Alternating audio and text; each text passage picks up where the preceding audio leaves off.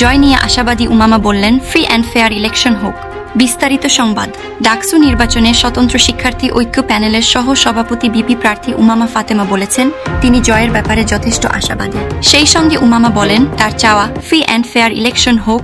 আজ মঙ্গলবার ঢাকা বিশ্ববিদ্যালয়ের ভূতত্ত্ব বিভাগ কেন্দ্রে ভোট দেন উমামা। বেলা 11:20 ভোট কেন্দ্র থেকে বেরিয়ে সাংবাদিকদের একথা বলেন তিনি।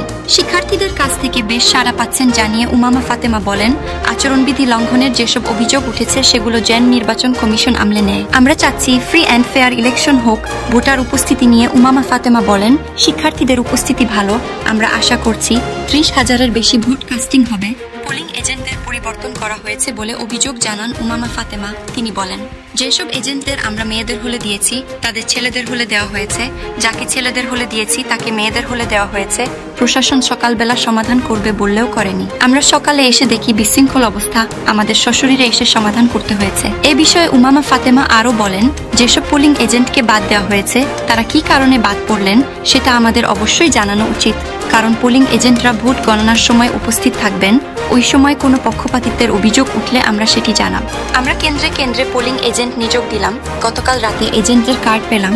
সকালে কার্ড নিয়ে যখন আমার এজেন্ট ইউ ল্যাব কেন্দ্রে প্রবেশ করলো, সেখানে ঢোকার পর দেখা গেল যারা দায়িত্বরত আছেন তারা আমার প্যানেল থেকে যে এজেন্ট আছে তাকে ভেতরে ঢুকতে দিচ্ছে না। ব্যাক যা চাও হলে দায়িত্বরতরা বললেন তাদের কাছে নাকি গতকাল রাতে একটা লিস্ট এসেছে, সেই লিস্টে যাদের নাম আছে শুধু তাদেরই ঢুকতে দেবে।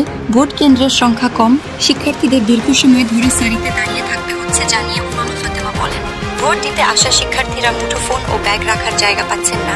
এছাড়া তাদের জন্য স্যালাইন আর পানি রাখার কথা ছিল, সেই ব্যবস্থা করেনি প্রশাসন।